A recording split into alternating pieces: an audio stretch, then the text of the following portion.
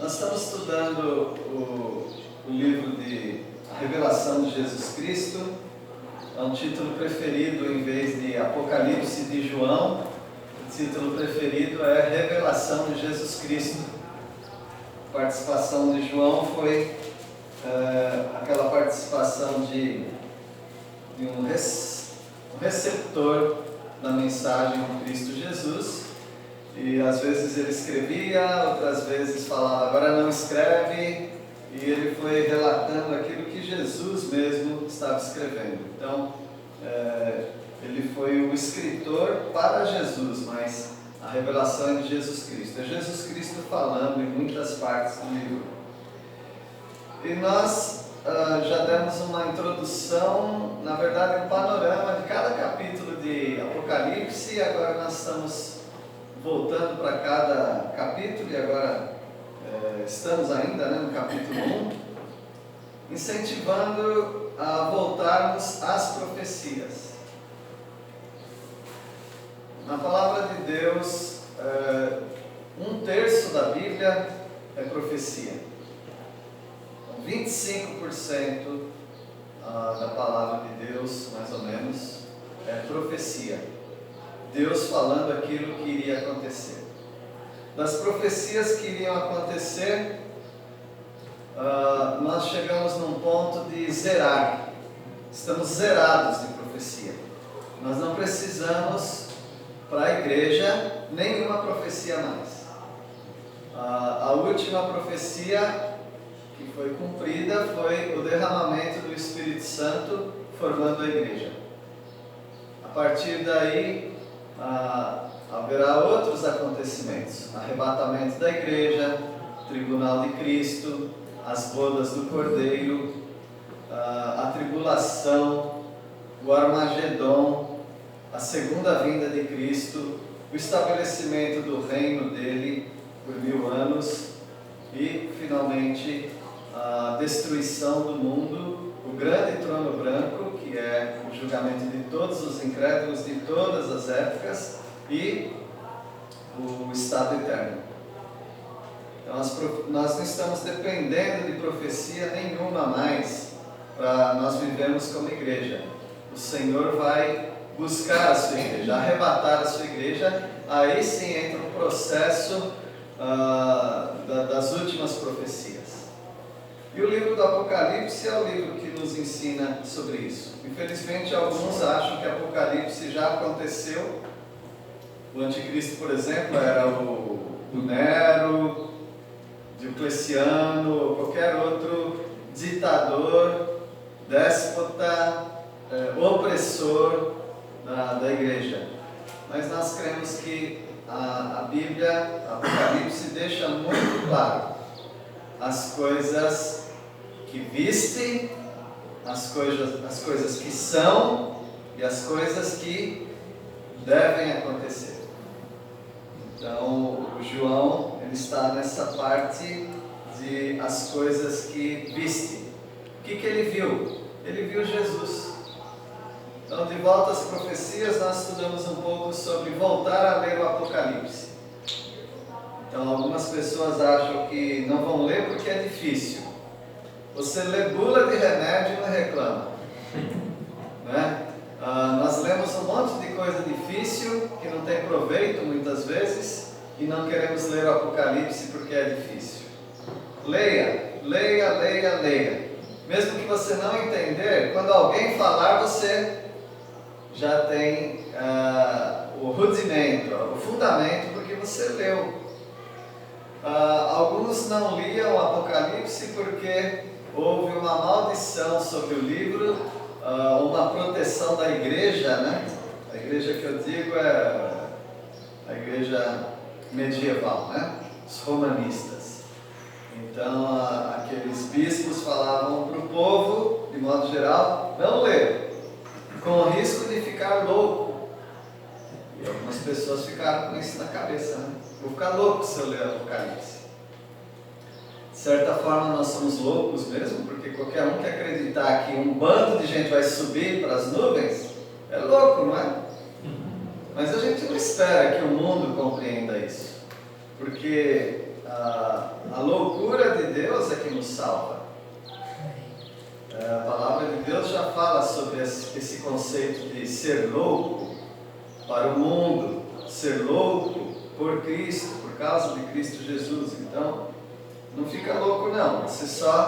O único risco de ler Apocalipse é você começar a amar tanto a Jesus que você vai querer servi-lo integralmente. Então, isso não é prejuízo nenhum para a sua alma. E alguns acham que nós não precisamos. Nós temos que cuidar da nossa vida aqui, como levantar, conseguir o sustento, colocar na mesa o alimento e viver e fazer uma previdência para a nossa velhice, cuidar dos nossos filhos. Então nós já temos problema demais no dia a dia para ficar pensando nas coisas que o Apocalipse está oferecendo. Então é engano daqueles que não voltaram a ler o Apocalipse. Também nós vimos que precisamos voltar a crer na segunda vinda de Cristo. Algumas igrejas não acreditam mais. Aquele mesmo que falou que a Bíblia precisa ser atualizada, ele falou que Cristo não volta mais. Não precisa esperar a volta de Cristo, porque Cristo já voltou.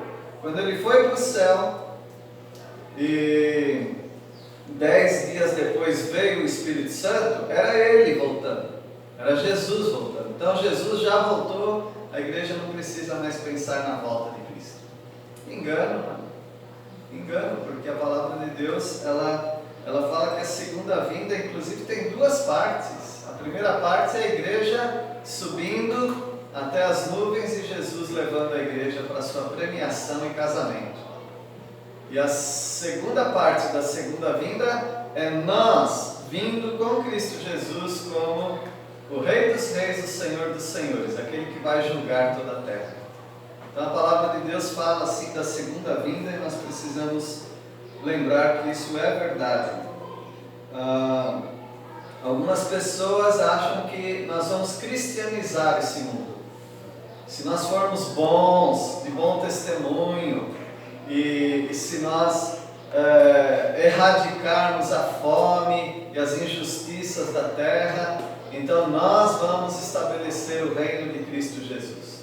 E outros falam, nós vamos já subir para o céu com o mundo todo, quase o mundo todo, convertido e com a influência de Jesus Cristo. Nós não viemos para tirar a fome do mundo, a fome material, né? Nós não viemos para curar os enfermos, nós não viemos para sociabilizar os nativos, nós não viemos para consertar as injustiças da terra, nós viemos para pregar o Evangelho. É isso que nós fazemos.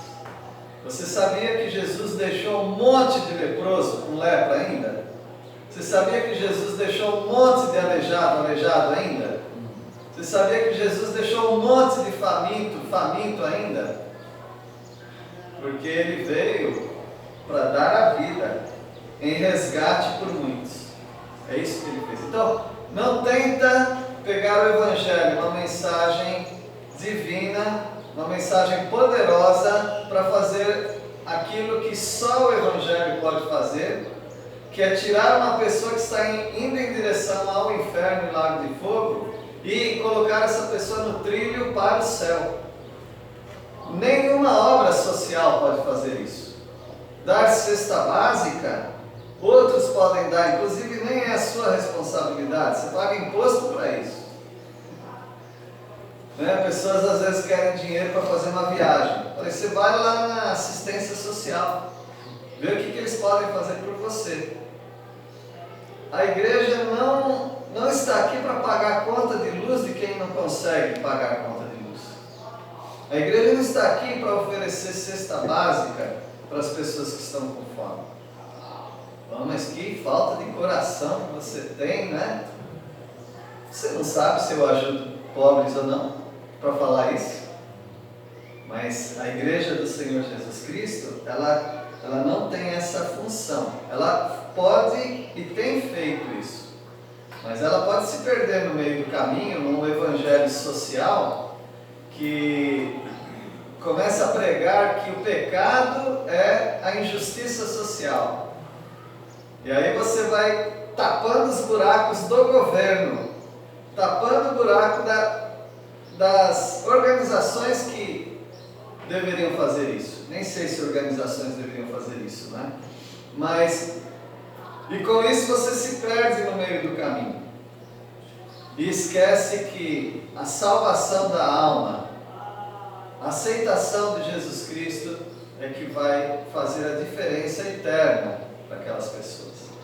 Então, cuidado para não se perder no meio do caminho, dando cesta básica para pobres ou para necessitados e esquecer de levar o Evangelho salvador de Jesus Cristo. Agora nós vamos ver a última parte desse capítulo 1. De voltar às profecias, então voltar a ler o Apocalipse, voltar a crer na segunda vinda de Jesus e voltar a ver Jesus. Essa é uma grande deficiência de muita gente, inclusive de crentes. Eles viram Jesus, é verdade. Se é crente, ele viu Jesus na cruz em algum momento. Mas ele esqueceu de ficar olhando para Jesus, o autor e consumador da fé, e parou de ver Jesus.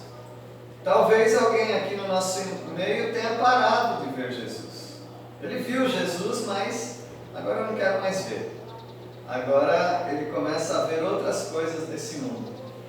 Precisamos voltar a ver Jesus.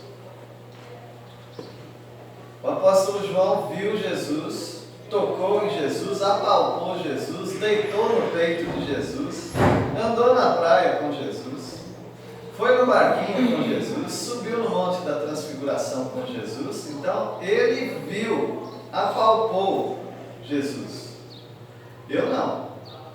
Mas ele é uma testemunha tão verídica, tão verdadeira, que ele fala no Evangelho, nas 3 epístolas dele, e agora fala no Apocalipse, que ele viu Jesus. Inclusive, Pedro estava com uma dúvida sobre João, né? O que será dele? Jesus falou, não é da sua cota. Jesus falou para ele, se eu quiser que ele viva até que eu volte, ele não morra, né? Bom, João o velho, ele morreu, ele foi o último dos apóstolos a morrer, ele morreu. Mas de certa forma, ele ficou até Jesus voltar, concorda? Porque o Apocalipse não é isso?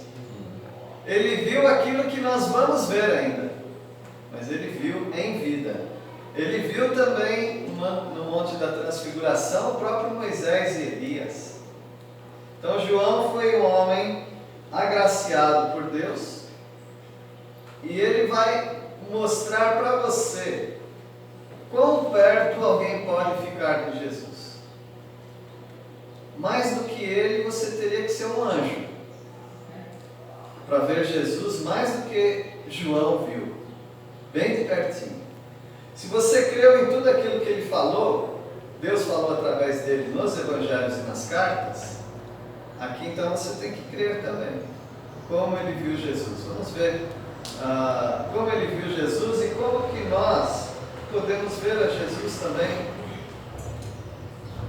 O Kenneth Reagan, um senhorzinho, dizem, né, que era muito agradável conversar com ele, mas ele trouxe uma doutrina diabólica para o meio da igreja, que é a doutrina da prosperidade, dividida em saúde, dinheiro ou prosperidade e confissão positiva. E ele falou que recebeu tudo isso porque ele estava muito doente para morrer na cama e ele viu Jesus. Jesus entrou no quarto dele, sentou na cama dele e ele falou que Jesus falou para ele que a partir de agora a igreja ia mudar. E a igreja ia ser assim. Aí ele foi falando como que ia ser. Ele seria um novo propagador de uma nova mensagem, da palavra da fé, de crer, ser rico, ser próspero, ser saudável, sem doença, e pedir mesmo e reivindicar e Deus dá. Ele viu Jesus bem de perto. Aí quando Jesus deu as instruções, falou, agora você é curado. E aí ele é curado. E Jesus vira as costas e está saindo assim na porta e falou, ei, vem cá, vem cá.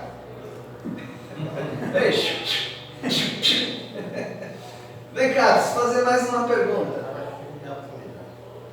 Enquanto isso ele disse que tinha um macaquinho pulando lá, que era um demônio, atrapalhando a febre dele estava bem alta, né? A febre está estragando o testemunho do homem.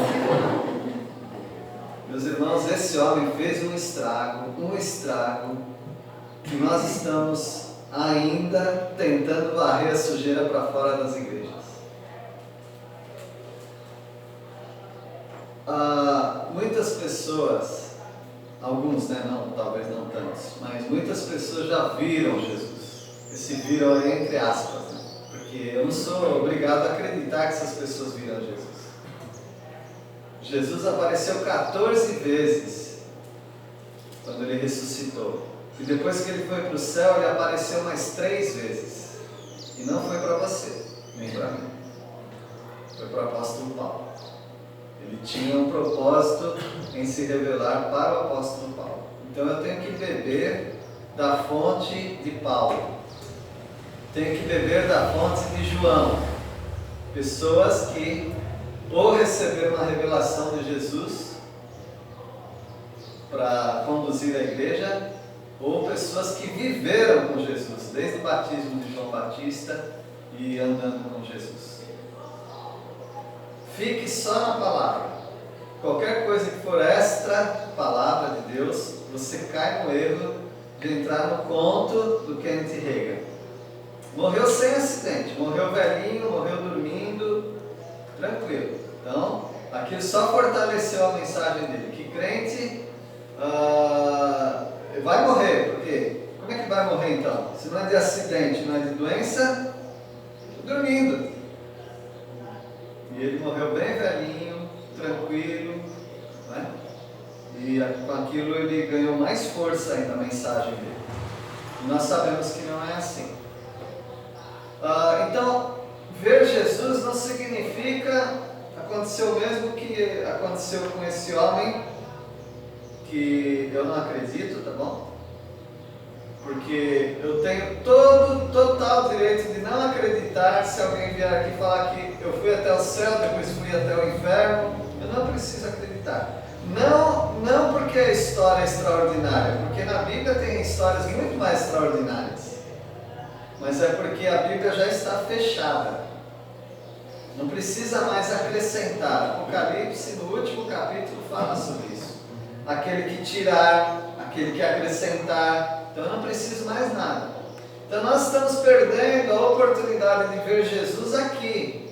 Estamos querendo procurar Jesus nessas macaquices, né? Você não precisa buscar mais nada a não ser a palavra de Deus. Sim, tem outras coisas que você pode buscar. Testemunho de irmãos que andam com Deus, que creem nessa palavra.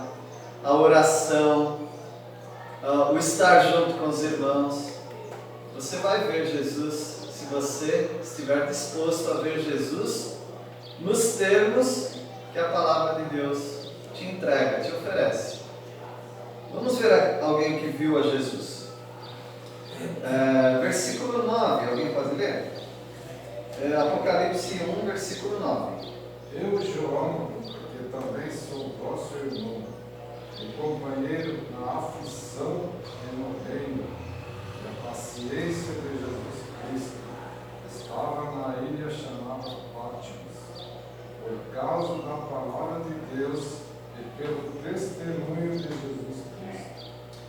Então esse João, é chamado também João o Velho, João apóstolo, o último dos apóstolos a morrer, por causa do Evangelho, por causa de alguma perseguição, porque ele trabalhava em Éfeso. E ele foi levado ali para aquela ilha. Essa ilha de Patmos era uma ilha famosa por causa da sua pedreira. E aquelas pedras eram usadas para recalques de rua, para pavimentação de ruas do Império Romano. E como eles faziam? Eles não tinham maquinários como nós temos hoje.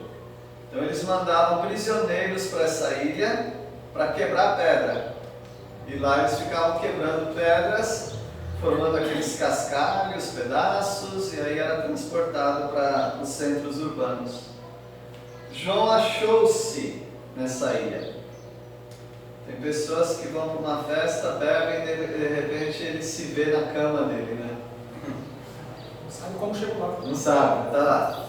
Tem algumas pessoas que sofrem algum acidente, não sentiram nada, não viram nada, acharam-se numa cama do hospital. Tem pessoas que estão vivendo sua vida normal, de festas, de embriaguez, de imoralidade, ou uma vida pacata, cuidando dos filhos, da esposa, do marido, uma vida íntegra, e aí dá um AVC, um ataque fulminante do coração, e aí ela se acha no inferno. Se acha no inferno. Estava tudo normal, cada um no seu estilo, né? Estava tudo normal. De repente ele se acha no inferno. Então eu queria dizer para os irmãos que você pode se achar em algum lugar de uma hora para outra. Nem tudo é linear. Ou seja, está indo tudo bem, e vai ser assim para sempre. E nós os jovens, né, Samara? Nós os jovens pensamos que vai assim, está indo tudo bem, vai ser assim para sempre. Em algum momento você vai se achar em algum lugar. Agora eu estou pensando na eternidade. Você vai se achar diante de Jesus. Glória a Deus. Porém, dependendo da vida que você vive como crente, eu não estou falando como incrédulo, como crente, estar diante de Jesus é um vexame. Por isso nós precisamos avaliar bem como que nós estamos vivendo nesse mundo. Eu exagerei, né? Falar que é um vexame estar diante de Jesus. Vai ser uma glória depois do vexame. Vamos andar como pessoas que devem prestar contas diante de Jesus. Vamos viver assim. Tá bom, ele se achou. Não sei se ele foi espancado, eu não sei se ele foi amarrado, mas ele foi como um prisioneiro lá. Algumas pessoas falam que toda essa visão dele é por causa da insolação. Quebrando pedra, debaixo do sol. Então, eu queria ter uma insolação assim, né? Nós cremos que não. João viu Jesus. E ele se achou ali por causa da palavra, do testemunho de Jesus. E no versículo 10, alguém pode ler? Achei-me no Espírito no dia do Senhor, e ouvi atrás de mim uma voz forte, como de trombeta. Então ele se acha ali, não sei como que ele foi parar ali, mas no Espírito, já em Patmos, no Espírito, ou seja, aí sim nós podemos pensar num transe que ele passou. O Senhor Jesus já tinha feito isso com o apóstolo Paulo, lembram? 2 Coríntios 12, Paulo também foi até Jesus. Paulo viu muitas coisas também, mas não quis falar para nós, né? Deus não quis que ele falasse. Mas ele estava ali, no dia do Senhor. Bom, tem um termo no Antigo Testamento, principalmente nos profetas menores, chamado naquele dia, no dia do Senhor. Dia do Senhor profético é um dia de julgamento, é um dia que Cristo Jesus vem para julgar a terra, para estabelecer o reino dele. Embora isso seja verdade, esse texto não está falando desse dia do Senhor.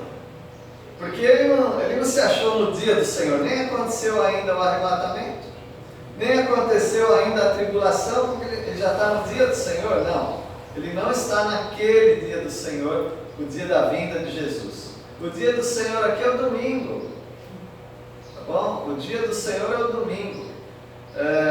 Não que você tenha que guardar o domingo como os judeus tinham que guardar o sábado, mas o domingo passou a ser conhecido como o dia do Senhor. Jesus ressuscitou no domingo, eles levantavam as ofertas que Paulo falou em 1 Coríntios capítulo 15, no primeiro dia da semana, que é o domingo, eles se reuniam aos domingos. Esse passou a ser o dia que eles se reuniam. Mais para frente, o imperador Constantino, vendo que os crentes não iam para a lavoura no domingo, ele falou: agora eu instituo o domingo como dia do Senhor. Sabe a história? Não pode com eles, junto a eles. Então ele criou o domingo, né? Aí os adventistas vêm com essa conversa que foi instituído por um pagão, fingindo ser convertido. Esquece essa bobagem, né? Ele inventou a roda, na verdade. Ele inventou a roda, já estava rodando, né? Já estava rodando o domingo aí. Então, o domingo passa a ser o dia que os crentes separam para o Senhor. Agora, hoje, aqueles que falam: não, domingo você não pode fazer nada, você está virando de sabatista para domingueiro. Não, Deus não está falando, vai ser amaldiçoado se trabalhar no domingo. O mesmo que está falando isso está pegando o ônibus com o motorista crente para levá-lo para a igreja. Então, não fiquem inventando regras que não existem, tá? Eu louvo a Deus que vocês estão aqui, mas talvez tem gente que pega uma escala e tem que trabalhar no domingo, sem problema nenhum. Os outros dias são dias para louvar o Senhor também. Agora, se você quiser encontrar aqui a igreja com bastante gente, né, pregação e tudo, é o domingo. E a quarta-feira a gente tem usado também. Ele se achou no domingo, no dia do Senhor. E ele ouviu uma voz, uma grande voz como de trombeta. Então, Jesus não precisou de microfone para impressioná-lo com a potência da voz. Isso aí é porque Jesus é Deus. E a palavra de Deus, quando fala de voz, ela gosta de falar da potência do som do mar. Qualquer um que já ficou na beira da praia sabe a barulheira que é aquela água, né? Aquelas ondas. Então o Senhor Jesus, ele tem essa voz de trombeta, grande voz, voz como de mar, aparece também. E é Jesus quem está falando. Versículo 11, alguém pode ler? Dizendo: o que vês, escreve em livro e manda às 7 igrejas: Éfeso, Esmirna, Pérgamo, Tiatira, Sardes, Filadélfia e Laodiceia. É Jesus o autor de Apocalipse. Foi o único livro que Jesus escreveu, usando João, né, para redigir. Mas Jesus, ele fala para escrever para as igrejas que estão naquele momento, vivas. Hoje não estão mais, tá? Algumas cidades aqui são ruínas, essas igrejas não existem mais. Inclusive lá é a Turquia agora. Essa região é a Turquia. Precisa voltar lá de novo para pregar o Evangelho, que é o que algumas pessoas estão fazendo. Mas essas igrejas eram fortes em muitos aspectos, muito fracas em outros, como todas as igrejas. E essas 7 igrejas vão servir de incentivo para todos nós em todas as épocas. Eu não gosto de pensar assim, né? Alguns pensam que Jesus mandou escrever para retratar cada época. Eu não penso assim, mas eu sei que é uma possibilidade também. Para mim importa que aquelas igrejas têm todos os elementos que todas as igrejas no decorrer da história tiveram ou têm. Igrejas amorosas, igrejas missionárias, igrejas com uns malucos dentro delas, hereges, algumas pessoas dentro da igreja igrejas que são presas na frieza do ritual, igrejas bem apóstatas. O que existia nas 7 igrejas existe hoje. Concorda, pastor Samuel? Mais ou menos isso aí, né? No versículo 12, alguém pode ler? Voltei para ver quem falava comigo, e voltado vi 7 candeeiros de ouro. Então João ouviu aquela voz e quem falava comigo? Bom, se fosse Jesus normal, o Jesus que andou com João enquanto ele estava aqui no mundo, provavelmente ele saberia de primeira, né? Ouvir a voz de Jesus. Mas Jesus, quando morreu, ressuscitou, nem todos conheciam. Ele se dava a conhecer quando ele queria. Quando ele não queria, ele se ocultava. O caminho de Emaús foi assim, na praia fazendo churrasquinho de peixe lá com pão foi assim. Então Jesus, ele se apresentava e se deixava ser conhecido, se ele quisesse. Parece que João não conheceu que era Jesus de imediato. Então ele olha para ver quem falava e ele vê 7 candeeiros, aqueles luzeiros, né? Aqueles, que normalmente era assim, né? Aquelas hastes, na ponta tinha as velas. Então ele vê esses candeeiros, 7 ele vê. Então você não precisa gastar tanta energia, agora eu vou descobrir o que é isso daí. Não é só você ler o versículo 20 e você descobre. Como foi falado, não precisa inventar a roda, não precisa inventar a interpretação.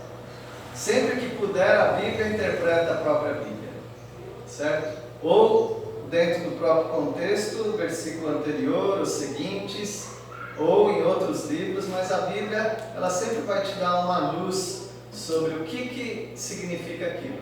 E quando não tiver jeito mesmo, aí é porque Deus não quis revelar, né? Por exemplo, outro dia alguém me perguntou: qual é o nome que Jesus vai dar que só a pessoa conhece? Eu respondi: só a pessoa conhece. Foi o que ele falou. Então não tem coisas que não adianta você querer descobrir, porque a Bíblia já disse que é específico, né? Versículo 13. No meio deles estava um ser parecido com um homem, vestindo uma roupa que chegava até os pés, e com uma faixa de ouro em volta do peito. Tá bom, eu já vou adiantar que os 7 candeeiros são as 7 igrejas, tudo bem? Esse é o simbolismo, as 7 igrejas. E Jesus está no meio dos candeeiros, quer dizer que Jesus está no meio das igrejas. Não adianta tentar fugir que ele está no meio das igrejas.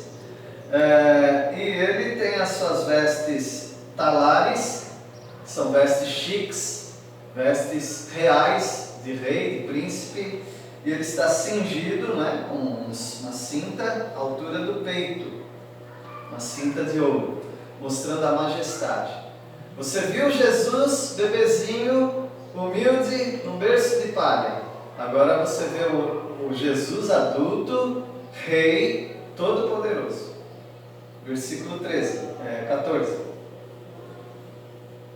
A sua cabeça e cabelos eram brancos como a alva lã, como neve, os olhos como chama de fogo. Ele vê um Jesus diferente daquele Jesus que ele estava acostumado a ver. Então ele vê Jesus agora com o cabelo branco. Será que Jesus envelheceu tão rápido assim? Só uns 40 anos? Não está falando de idade cronológica. O cabelo branco tem uma outra simbologia que você encontra lá em Daniel. O ancião de dias. Lembram dessa expressão?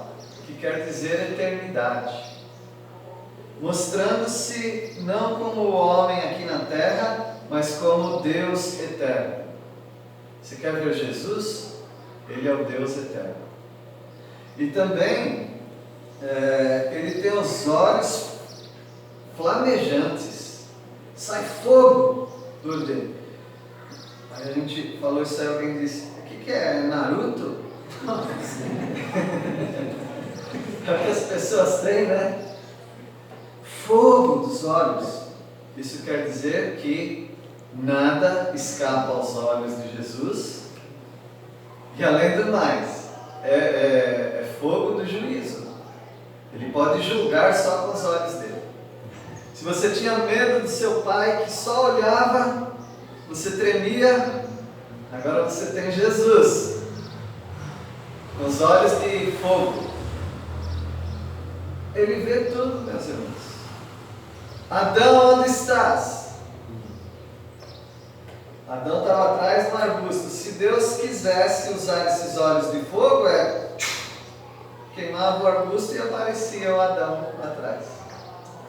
Quando Ele quer julgar a sua vida, Ele descobre tudo. Não tem nada na sua vida que não descubra. Em 1 Coríntios capítulo 3 fala que as nossas obras serão queimadas.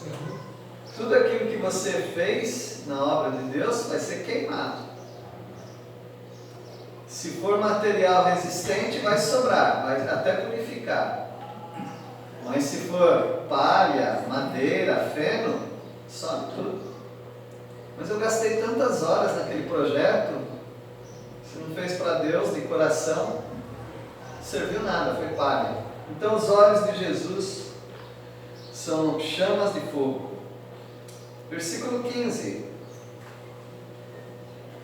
Os pés semelhantes a lãs do trigo, como que refinado numa fornalha, a voz como voz de muitas águas. Os pés de Jesus, porque Jesus está andando entre os candeeiros, no meio das igrejas. Como são os pés de Jesus? Naquela imagem feita lá em Daniel, tinha cabeça, peito, lembra dos materiais? Ouro, prata, bronze, ferro e os pés? Barro misturado com ferro. Aí veio a rocha, não precisou bater na cabeça, bateu só no pé. E quebrou e desmontou toda aquela imagem que simbolizava, representava os reinos, os impérios desse mundo. A rocha é Cristo, que se transformou numa montanha e que encheu toda a terra. Os pés de Jesus não são de barro. Os pés de Jesus não é uma mistura de ferro com barro, argila com ferro, não. Os pés de Jesus são de bronze polido. A palavra de Deus nos mostra o bronze como julgamento. O altar de sacrifício era chamado de altar de bronze. A bacia da lavagem era de bronze. A serpente levantada no deserto mostrando juízo e ao mesmo tempo salvação era de bronze. Então, o bronze muitas vezes na Bíblia é usado como julgamento. Então Jesus está andando no meio dos candeeiros, no meio das igrejas, no seu meio. E Ele é julgamento. Ele julga as nossas obras. Quer ver Jesus? Então esse é Jesus, quem julga as nossas obras. Versículo 15 ainda. A voz é como de muitas águas. Já falou que ele igual de trombeta, grande voz de muitas águas. Sempre mostra não uma voz fraca, mas uma voz forte de Jesus, né? Voz de autoridade. Versículo 16. Tinha na mão direita 7 estrelas, e da boca saía uma afiada espada de 2 gumes. O seu rosto brilhava como o sol na sua força. Cadê o menininho Jesus na manjedoura? Gostava tanto dele? Pois é, já falei isso aqui várias vezes. Você vê muito cartão de Natal, um menininho frágilzinho. É esse Jesus que as pessoas querem. Um bebezinho, você cuida dele, olha lá no colo do Rafa. Daqui a pouco ela que toma conta dele, né? Mas o bebezinho é frágil.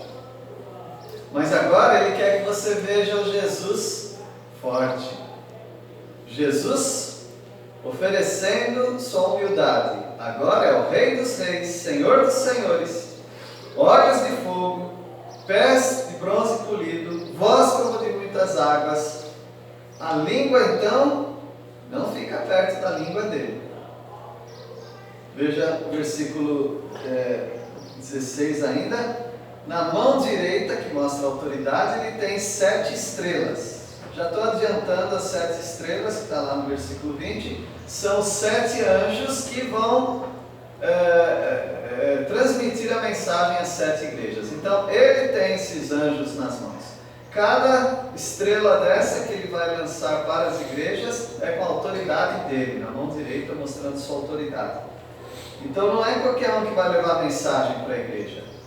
Essas 7 igrejas. É o anjo. Tem uma dúvida aí, esses anjos são anjos mensageiros do céu ou são anjos pastores? Você não chegou na conclusão, o pastor Samuel chegou à conclusão? É meio complicado. Então, tem essas duas aí.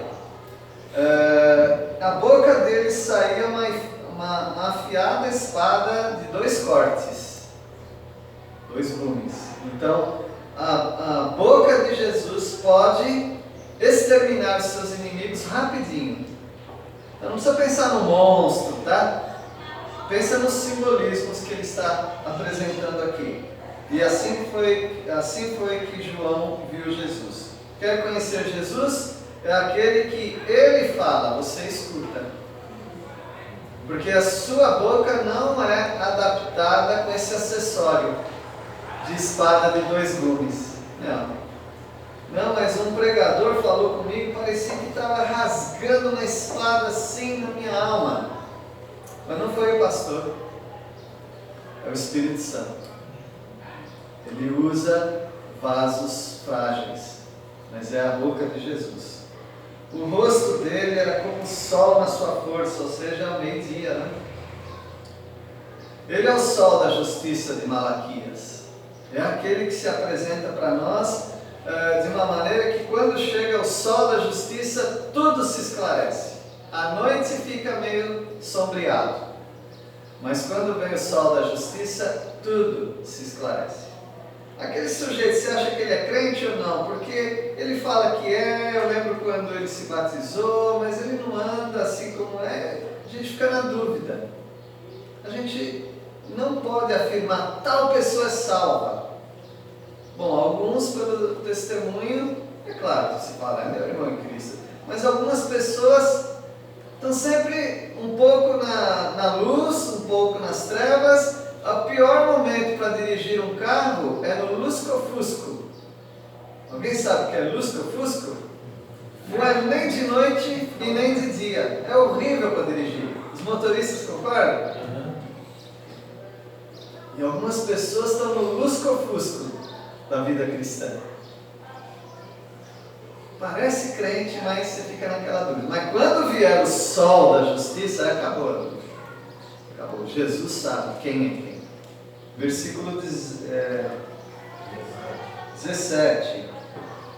Quando eu ouvi, caí aos seus pés como morto. Porém ele pôs a mão direita sobre mim e disse: não tenha medo, eu sou o primeiro e o último. Alan Pierretti, um escritor, né? Foi da Faculdade Batista de São Paulo. Ele escreveu um livro para refutar as ideias do Kenneth Hagin, chamado não sei se é Teologia ou Doutrina, Teologia da Prosperidade. Então ele fala os relatos daquele que estava doente, Jesus sentou ao pé da cama, tinha um macaquinho em volta, Jesus foi, vem cá. Ele fala sobre isso. Ele fala que nos relatos da Bíblia você nunca vê ninguém em pé quando vê o poder de Deus. Sempre cai. Pode ser um anjo, não precisa nem ser Deus, um anjo. Ele cai. Quando vê Jesus, ele não apenas cai, mas ele cai igual o quê? Igual morto. Caiu aos seus pés como morto. Perdeu as forças. Não para. Canela não para. A pessoa cai.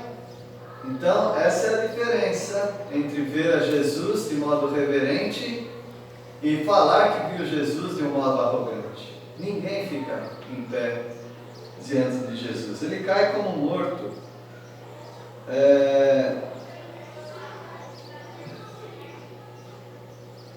Mas ele me pôs sobre mim, ou seja, ele colocou em pé. a mão direita e fala, não temas, eu sou o primeiro e o último. Aí que eu vou temer mesmo. Não temas que eu sou o primeiro e o último, estou perdido. Mas ele deu forças, como deu para Ezequiel também. Colocou em pé. E é só ele que dá essa força. Agora, enquanto João cai como morto, Jesus fala, aquele que vive, estive morto, mas estou vivo pelos séculos dos séculos. Tenho as chaves da morte e do inferno. Quer ver Jesus? É esse. É o único que tem o poder da morte, é o que tem o poder do inferno também. Ele morreu também. João parecia que estava morto, ele morreu mesmo. Morreu e ressuscitou. E aí ele dá as instruções para João. Depois de João sair aquela palidez do rosto, né, ficar mais coradinho, né? Aí ele fala, agora você faz o seguinte, João, versículo 19. Escreve, pois, as coisas que viste, e as que são, e as que hão de acontecer depois dessas. Então João escreveu as coisas que ele viu. Acabou de escrever para nós aqui. Viu a Jesus. Mostrou como que é Jesus em Apocalipse. Agora ele está devendo para nós escrever as coisas que são. Então são mensagens para 7 igrejas, capítulos 2 e 3. E aí ele fica devendo para nós também escrever as coisas que vão acontecer depois das coisas que ele viu, depois das coisas que são, ele vai ter que escrever aquilo que vai acontecer. E já escreveu. A partir do capítulo 4 até o 22 são coisas que vão acontecer. E a resolução do enigma aqui dos 7 candeeiros e das 7 estrelas está aqui no versículo 20. Alguém pode ler? Quanto ao mistério das 7 estrelas que vistes na mão direita e aos 7 candeeiros de ouro, as 7 estrelas são os anjos das 7 igrejas, e os 7 candeeiros são as 7 igrejas. Então, João, bora trabalhar, que agora você vai ter que escrever. E aí ele vai escrever. Então, cada recorte desse, que nós vimos como Jesus se apresentou, por exemplo, aquele que tem a espada na língua, na boca, ele vai se apresentar para cada uma das igrejas num recorte desse que nós vimos. Alguma igreja vai ser aquele que tem na mão direita as 7 estrelas, que anda no meio dos candeeiros. A outra igreja vai ser aquele que é o primeiro e o último, que esteve morto, tornou a viver. Tudo aquilo que nós acabamos de ver, para cada igreja ele vai se apresentar com um pedacinho dessa descrição. Bonito, né? Bem organizado, assim que Jesus quis escrever o Apocalipse para aquelas igrejas. Deus abençoe os irmãos. Nós vamos orar. Pedir para o pastor Samuel encerrar com a oração. Amado Pai querido, nós queremos agradecê-lo. Nós queremos, ó Deus, expressar a nossa gratidão pelo alto preço que o Senhor pagou, nos resgatando, ó Deus, da maldição, da condenação eterna. E ajuda-nos, ó Pai, como acabamos de estudar, a sempre buscarmos uma vida que agrada ao Senhor, sempre nesta esperança de que o Senhor voltará glorioso, Deus, para buscar a tua igreja. E temos a plena convicção de que somos filhos do Senhor, porque cremos no Senhor como nosso Senhor e Salvador. Ajuda-nos, ó Deus, a viver uma vida que agrada ao Senhor. Ajuda-nos, ó Deus, e dá-nos sempre entusiasmo, empolgação para sermos um testemunho do Senhor aqui neste mundo até que o Senhor venha. Para levar essa bendita mensagem àqueles que ainda estão nas trevas e que não o conhecem, ó Deus. E sobre eles pesa esse olhar de juízo do Senhor que irá condená-los porque não creram na mensagem do Evangelho. Faça-nos, ó Deus, luzeiros do Senhor neste mundo, sal e luz aqui da terra, ó Deus, e que, acima de tudo, também as nossas vidas condigam com aquilo que professamos, sermos filhos do Senhor. Continue abençoando esta igreja, pastor Pérez, a todos aqui congregados, que esta igreja seja também uma luz neste bairro, nesta cidade, para a honra e glória do nome do Senhor. Assim oramos com gratidão, em nome de Jesus. Amém.